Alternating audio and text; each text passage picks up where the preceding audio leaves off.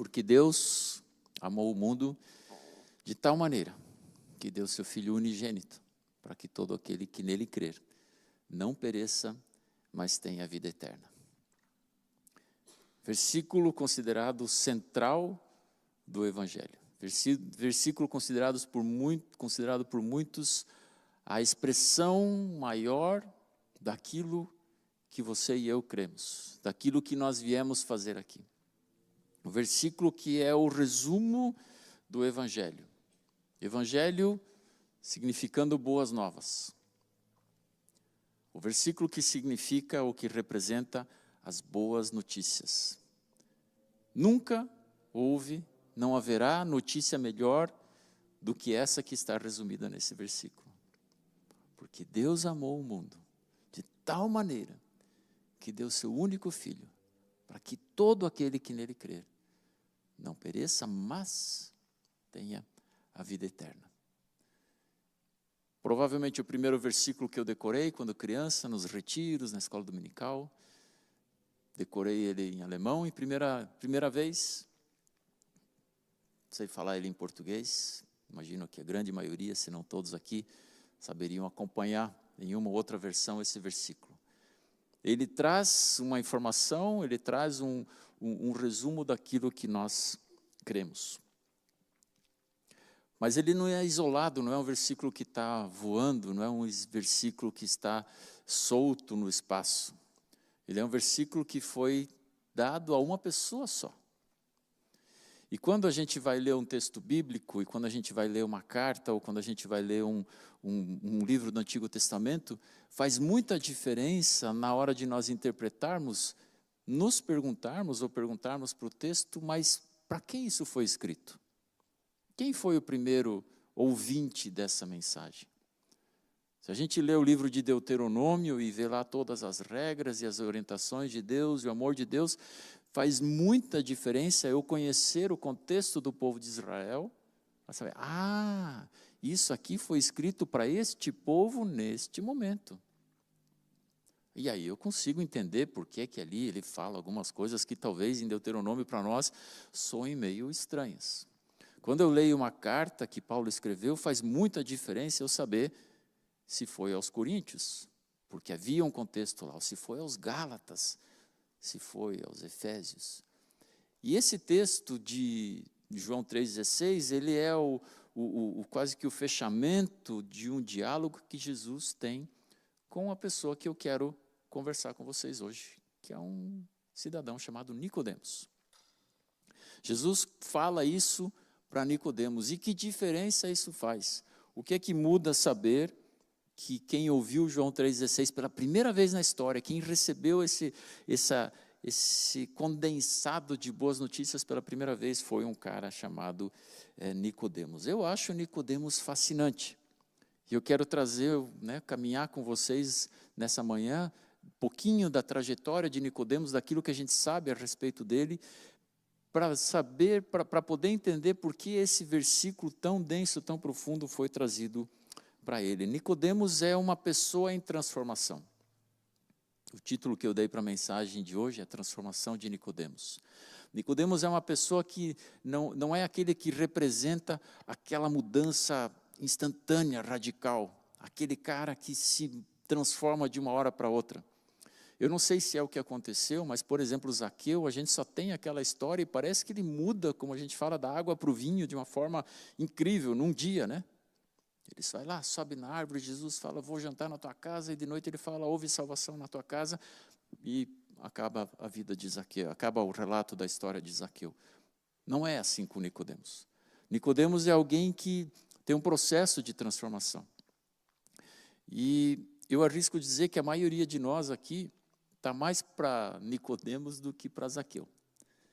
Que essa transformação, talvez você experimentou um dia uma transformação muito grande, talvez a sua conversão mudou bastante na sua vida. Mas ainda assim nós estamos em transformação.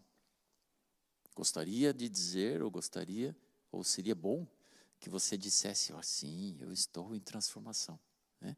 Porque o dia que a minha transformação terminar, eu espero que seja o dia que o meu coração parar de bater. Né? Eu não quero parar de estar em transformação E eu já citei várias vezes, e é possível que você já me ouviu contando isso, mas eu me inspiro muito no que a esposa de Billy Graham colocou lá na sua lápide, né? Obras terminadas, obrigado pela paciência. É o que está lá. Eu fui atrás, investiguei, ouvi falar isso. Eu não gosto de passar informação sem ter certeza, e realmente, se você pesquisar, a lápide, esqueci agora só o nome dela, está lá. Obras terminadas, como? Ruth Graham.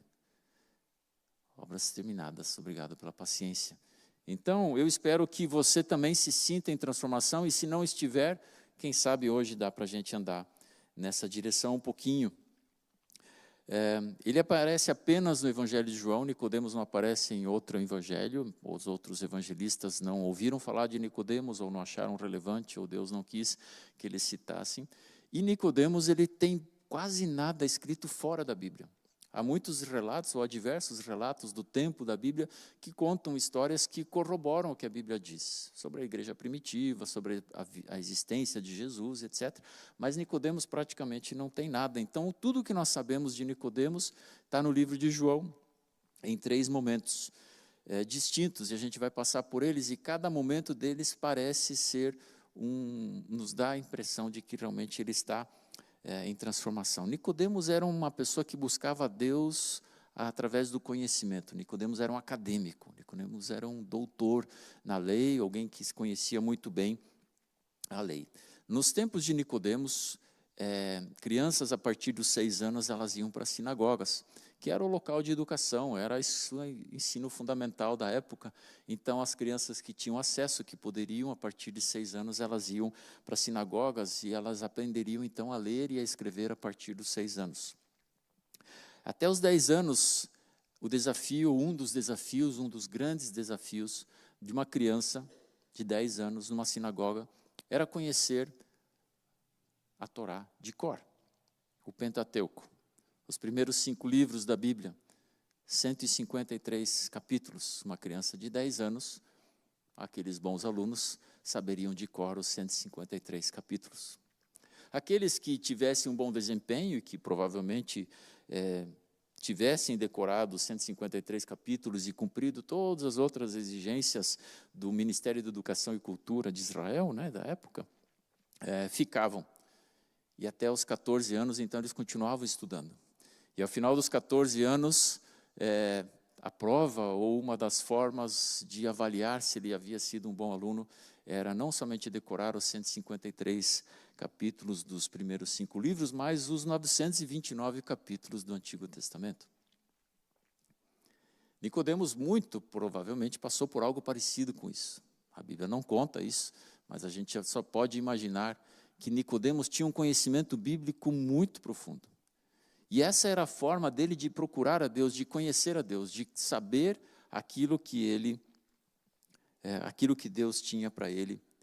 Ele, sendo aprovado nesse processo, ele seria discipulado por um rabino. E Nicodemos, muito provavelmente, foi discipulado por um rabino, não sabemos qual. E ele se tornou um desses mestres. E ele fazia parte dos maiores conhecedores da palavra de Deus. Nicodemos conhecia cada canto do que nós chamamos de Antigo Testamento, que era a palavra de Deus disponível naquela época. Nicodemos, além de tudo, ele era um fariseu, e fariseu era um grupo de pessoas que são conhecidos por terem acrescentado coisas às leis de Deus. Eles ainda, quando liam a palavra de Deus, eles falaram, não, isso aqui é o que Deus exige, a questão de guardar o sábado, do perdão, das ofertas, dos dízimos e tudo mais, mas eles ainda acrescentavam mais coisas. Para você servir a Deus, não basta só fazer isso que está aqui, mas ainda tem que fazer mais isso, mais aquilo, e Jesus os criticou severamente, porque eles ainda acrescentavam a palavra de Deus, ao contrário de segui-la e de usar a palavra de Deus para um relacionamento. Então, o Nicodemos, ele está num ambiente, num contexto de vida muito difícil de ser transformado. Ele viveu muito sobre regras e sobre aparência, porque alguém, para ser colocado nessa posição, tinha uma reputação, tinha um nome. Mas o agir de Jesus mexeu com ele. Ele conhecia o texto bíblico, e o texto bíblico revela quem Deus é, mas quando ele olhava para Jesus, ele olhava, espera aí, isso aqui não está muito ligado com isso aqui. Isso aqui, né, a revelação de Deus que está no Antigo Testamento, que eu e você hoje podemos ler e ver, um Deus amoroso, um Deus justo, um Deus cuidador, um Deus que mantém suas promessas, um Deus de aliança. Ele olhava para aquilo, na sua interpretação, com o seu óculos, né, com a sua lente, e ele olhava para Jesus e falava, isso aqui não está batendo. Mas, ao mesmo tempo, essas coisas que Jesus está fazendo só funcionam se Deus estiver com ele. Então, na cabeça de Nicodemos começou a acontecer, muito provavelmente, um conflito de falar, de ver o que ele conhecia, na sua teoria, e o que ele via na prática, só que essa prática refletia a sua teoria. Então, a cabeça de Nicodemos ficou confusa. E a primeira dica que eu quero deixar aqui é que ações falam mais alto do que palavras. Porque as palavras estavam lá no texto, estavam lá na memória, né? no HD do Nicodemos, mas quando ele viu as ações de Jesus, aquilo gritou. Mas não para por aí, porque depois dessas ações falarem mais do que palavras, as palavras tiveram que explicar as ações. Então não diga assim, eu não vou falar porque ações falam mais alto do que palavras. Sim, ações falam mais alto do que palavras, mas depois você precisa das palavras na sequência. Então só falar sem ações não funciona. Só ter ações e não explicar também não funciona. Nicodemos vai à noite falar com Jesus, João faz questão de detalhar essa informação.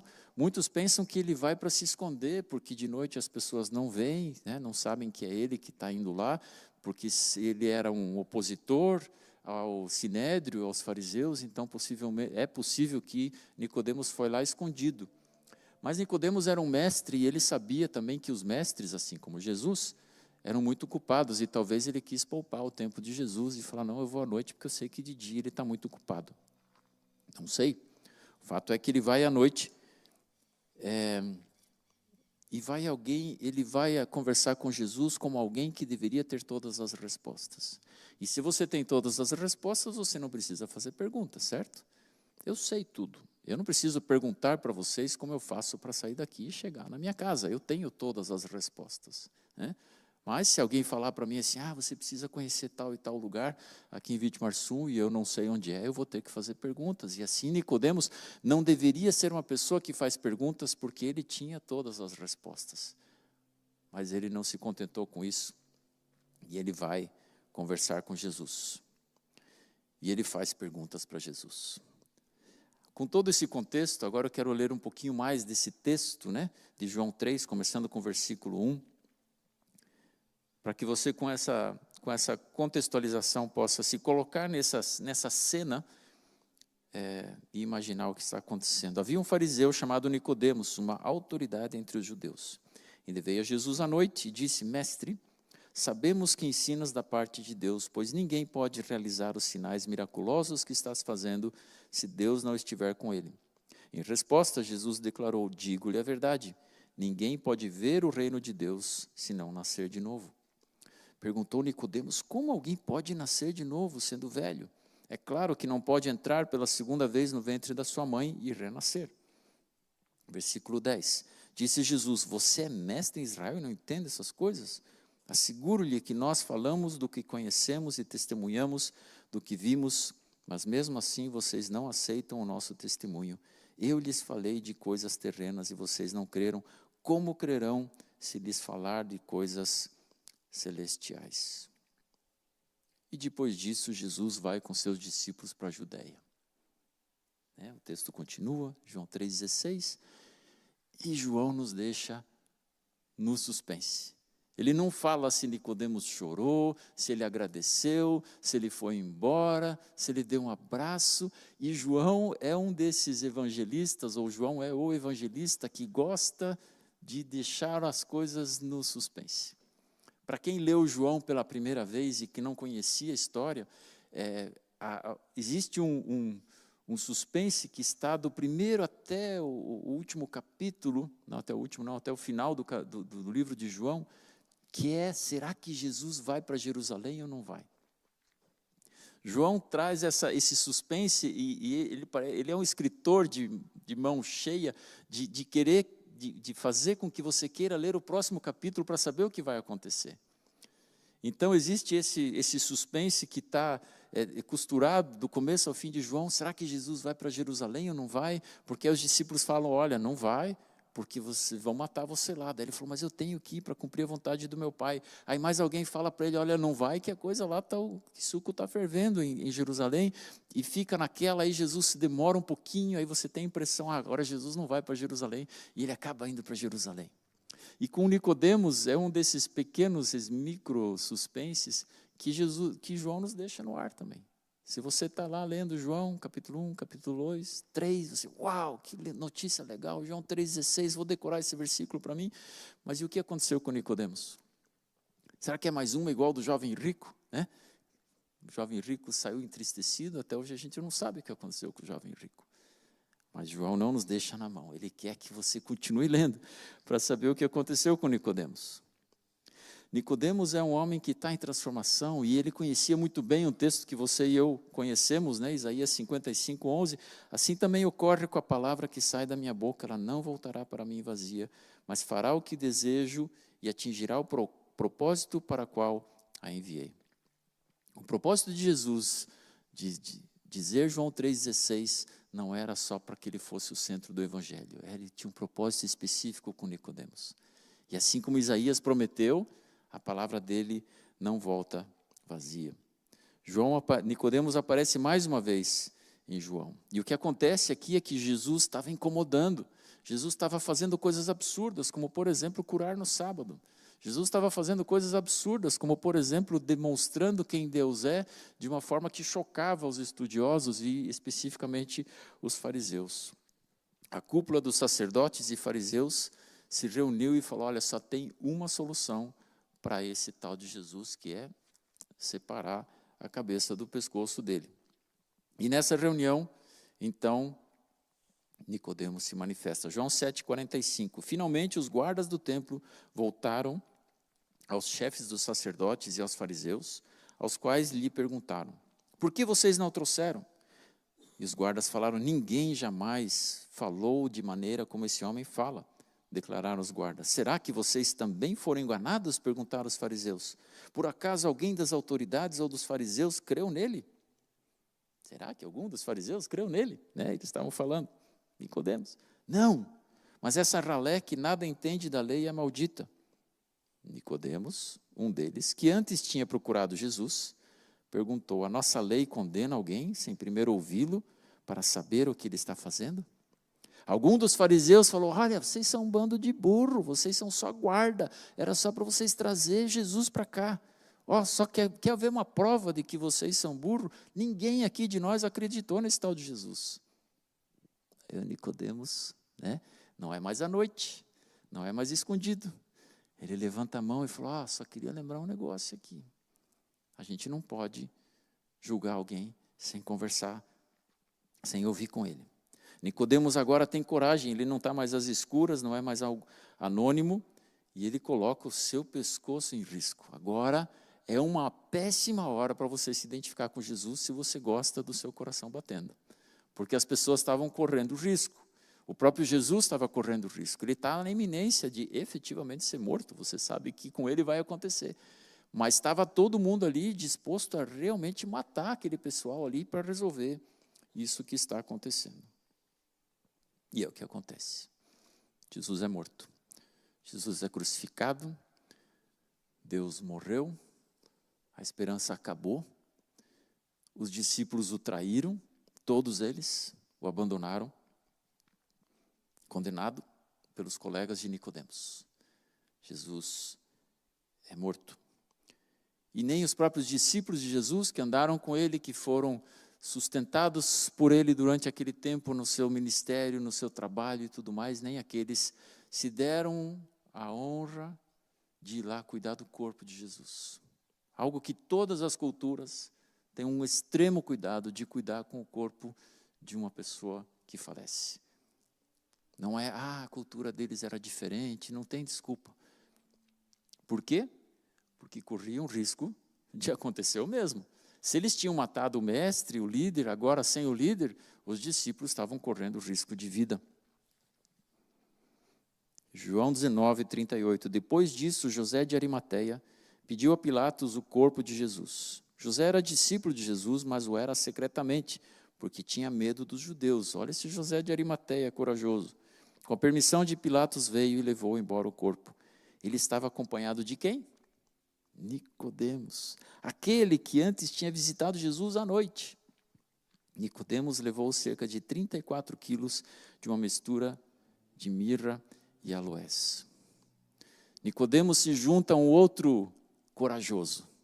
Nicodemos se junta a um outro seguidor secreto e fala, olha, não sei se ele estava com o sentimento de eu devia ter feito mais, mas ele falou, não, essa é a hora, essa é a hora. Esse cara mudou a minha vida. Esse Jesus aí, claro, ele não sabia que Jesus ia ressuscitar, ele não sabia de tudo que nós dois sabemos, né? Mas ele falou, eu vou honrar, esse homem mudou a minha vida. E ele vai lá, se expõe publicamente, junto com José de Arimateia. Ele leva 34 quilos de uma mistura que estima-se que é o equivalente a 1 ano de trabalho. Um investimento de reputação, investimento, talvez o futuro dele, talvez ele não pudesse mais continuar sendo um fariseu, investimento financeiro absurdo. Imagine 1 ano de trabalho. Ele foi até onde Jesus estava, pela segunda vez. E talvez esse seja o principal gancho que eu quero deixar para você nessa manhã, de ir até onde Jesus está. Jesus foi atrás de algumas pessoas e algumas pessoas foram atrás de Jesus. Jesus foi atrás de mim em determinados momentos da minha vida. E a minha responsabilidade, o meu papel agora é ir até onde ele está. Nicodemos foi até onde Jesus estava, quando Jesus estava vivo. Ele vai lá e procura por ele. E Nicodemos vai atrás de Jesus, onde Jesus está, depois que o corpo dele precisa ser enterrado. Nicodemos se expõe, Nicodemos é confrontado com a santidade de Jesus, com a atitude de Jesus, com as coisas que Jesus faz e com as coisas que ele fala, e ele vai aonde Jesus está.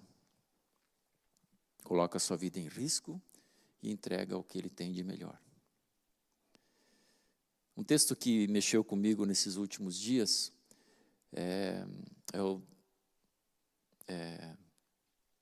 texto de Ruth, quando ela fala para Noemi, onde fores eu irei, teu povo será meu povo, né? Um texto típico de casamento, né? De versículo de convite de casamento. E eu estava conversando sobre esse texto com a Mônica, e eu gosto muito de ver a percepção dela das coisas, porque, graças a Deus, nós somos muito diferentes em muitas coisas, né? Apesar de a gente se dar muito bem, mas ela sempre tem uma percepção que acrescenta muito. A gente estava tomando café um dia desses e eu falei, o que esse texto de Ruth tem para você? E uma das coisas que ela me chamou a atenção, que eu não tinha pego, é onde fores, eu irei. E é o que Ruth fala para Noemi, porque Noemi está lá, né? A história não dá para a gente contar agora, mas Noemi estava numa situação bem difícil, e ela falou, Ruth, volta para casa, vai lá, volta para os Moabitas, de onde você veio, porque aqui não tem nada para você. E aí a Mônica falou para mim assim, será que não é isso que eu tenho que falar para Jesus? Onde fores, eu irei?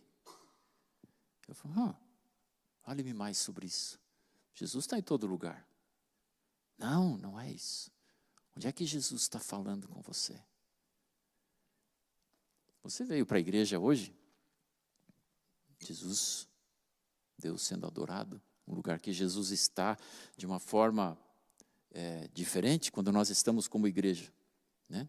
Jesus está em todos os lugares, mas quando nós nos encontramos como igreja, há algo de diferente aqui. E tem lugares que Jesus está esperando por você. Onde é? Onde é que Jesus está? Não aquele Jesus onipresente, aquele Deus onipresente que está realmente em todos os lugares, mas onde você encontra Jesus, onde Ele fala com você, onde Ele mexe com você, onde Ele confronta você, onde Ele desafia você, onde Ele consola você. Onde é esse lugar? Esse é um lugar geográfico que você fala assim, isso é na poltrona da minha sala. Quando eu sento lá, pego minha Bíblia, coloco uma música para tocar ali, Jesus me encontra. Pode ser. Pode ser que você tenha um lugar bem mais bonito do que o nosso, lá na cidade grande, que a gente só vê parede, quando abre janela vê um muro grande, né?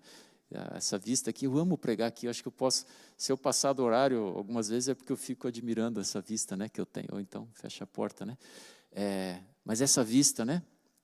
Talvez você tenha um lugar bem mais bonito do que a sala, talvez na sua varanda, eu não sei. Onde é que Jesus está? Onde é que você encontra Jesus? Onde é que Jesus é aquela pessoa que, como no caso de Nicodemos, começa a revelar aquilo que está escrito na palavra de Deus e que talvez você saiba muito bem? E você vai ler um texto bíblico que talvez já nem é mais novidade para você. Eu imagino que vários aqui já não tem mais texto bíblico que você fala, nossa, não sabia que isso estava na Bíblia, né?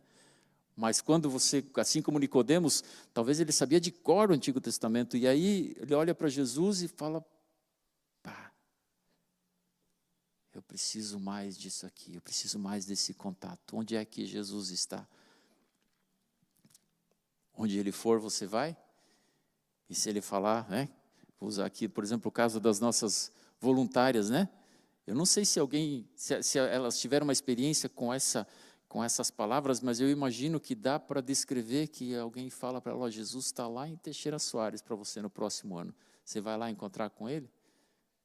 Tendo conversado com a Sofia, aquela da foto, eu acho que eu consigo convencê-la a usar essas palavras, né? Ela falou, não, Jesus está lá em Teixeira Soares, eu preciso conviver com aquela criançada.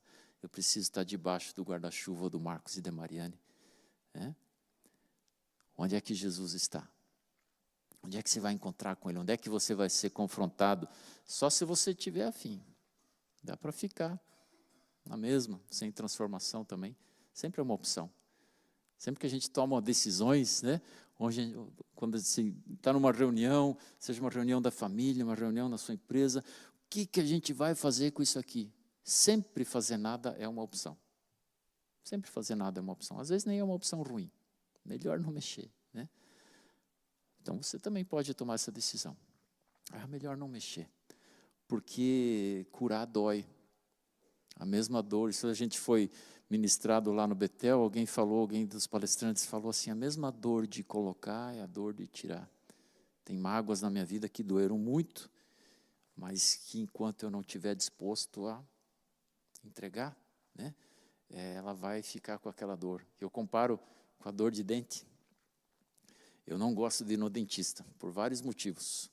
Não gosto do ambiente, eu não gosto do cheiro, eu não gosto da trilha sonora que tem lá, eu não gosto de pagar a conta, tem muitos motivos para eu não querer ir no dentista, né? E eu tenho que decidir se é que eu prefiro a dor do dente ou a dor de ir lá no dentista. Eu posso ficar com essa dor aqui, né? Toma um analgésico, né? Dá uma despistada. É uma decisão que eu tenho, né? Às vezes eu enrolo, às vezes eu postergo, e depois eu me arrependo porque fica pior, né? Mas dói, e no dentista dói de verdade.